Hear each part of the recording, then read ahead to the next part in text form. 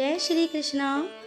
सभी माता व बहनों को अनंत चतुर्दशी व्रत की बहुत सारी शुभकामनाएं।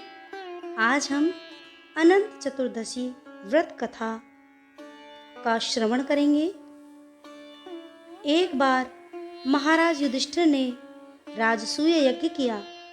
उस समय यज्ञ मंडप का निर्माण सुंदर तो था ही, अद्भुत भी था।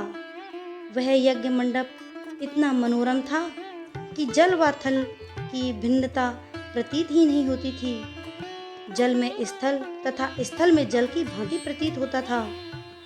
बहुत सावधानी करने पर भी बहुत से व्यक्ति उस अद्भुत मंडप में धोखा खा जाते थे।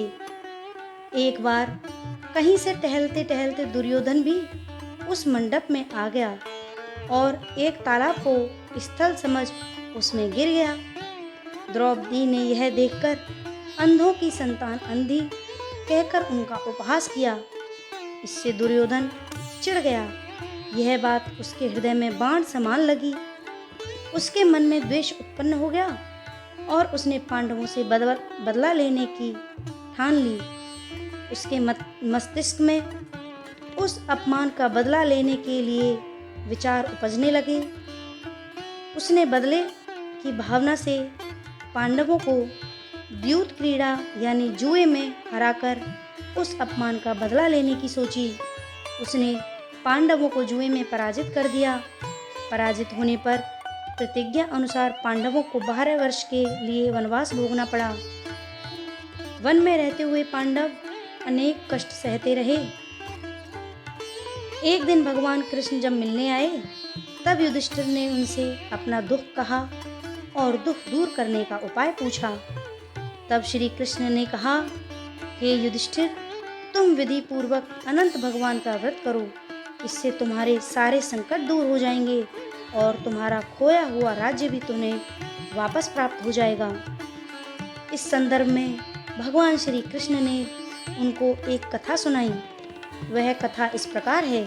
प्राचीन काल में सुमंत नाम का एक नेक तपस्वी ब्राह्मण रहता था। उसकी पत्नी का नाम दीक्षा था। उसकी एक परम सुंदरी धर्मपरायण तथा ज्योतिर्मयी कन्या थी जिसका नाम सुशीला था। सुशीला जब बड़ी हुई तो उसकी माता दीक्षा की मृत्यु हो गई। पत्नी के मरने के बाद सुमंत ने कशा नामक स्त्री से दूसरा विवाह कर लिया।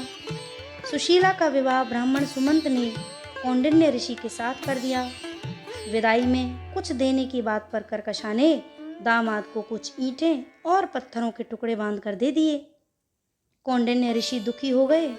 अपनी पत्नी को लेकर अपने आश्रम की ओर चल दिए, परंतु रास्ते में ही रात हो गई। वे नदी तट पर संध्या करने लगे। सुशीला ने देखा वहां पर बहुत सी स्त्रियां सुंदर वस्त्र धारण करके किसी देवता की पूजा कर रही थीं। सुशीला के पूछने पर उन्होंने विधि पूर्वक अनंत व्रत की महत्ता बताई। सुशीला ने वहीं उस व्रत का अनुष्ठान किया और 14 गांठों वाला डोरा बांधकर ऋषि कौंडिन्य के पास आ गई। कौंडिन्य ने सुशीला से डोरे के बारे में पूछा तो उसने सारी बात बता दी। उन्होंने डोरे को तोड़कर अग्नि में डाल दिया। इससे भगवान अनंत जी का अपमान हुआ। परिणामतः ऋषि कौंडिन्य दुखी रहने लगे। उनकी सारी संपत्ति नष्ट हो गई। इस दरिद्रता का उन्होंने अपनी पत्नी से कारण पूछा तो सुशीला ने अनंत भगवान का डोरा जलाने की बात उनसे कही।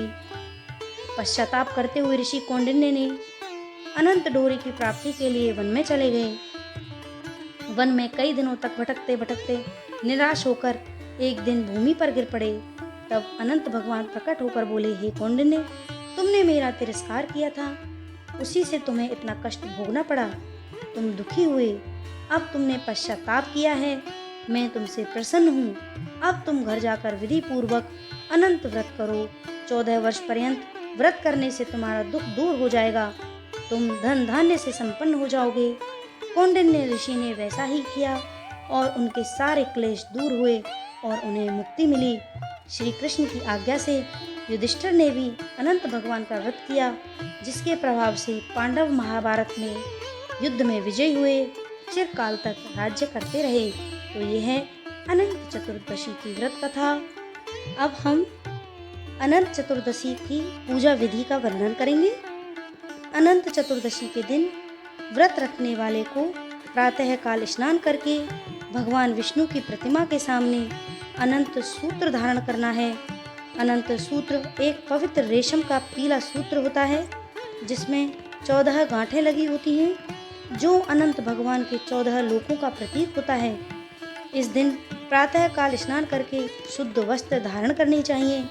भगवान विष्णु की प्रतिमा या चित्र के समक्ष षोडश उपचार विधि से पूजन करें। इसमें विष्णु सहस्त्रनाम का पाठ करना भी अत्यंत लाभकारी होता है। इसके अलावा भगवान विष्णु को फूल, अक्षत, धूप, दीप और नैवेद्य अर्पित करें। पूजा के बाद अनंत सूत्र को भगवान विष्णु के चरणों में अर्पित करके पवित्र जल छिड़कें और पुरुष अपने दाहिने हाथ में तथा महिलाएं अपने बाएं हाथ में अनंत सूत्र बांधें। यह सूत्र भगवान की अनंत कृपा का प्रतीक होता है, जो जीवन को कष्टों से मुक्ति देता है। और पूजा के दौरान भगवान विष्णु को पंजीरी, मिष्ठान या अन्य नैवेद्य का भोग अर्पित करें। इसके बाद प्रसाद रूप में इसे भक्तों में बांट दें। अनंत चतुर्दशी का व्रत निर्जल या फलाहार के साथ किया जा सकता है। शाम के समय व्रत खोलने के लिए भगवान विष्णु की आरती करें और उसके बाद भोजन ग्रहण करें। तो ये है अनंत चतुर्दशी व्रत की पूजा का विधान। श्री हरि विष्णु।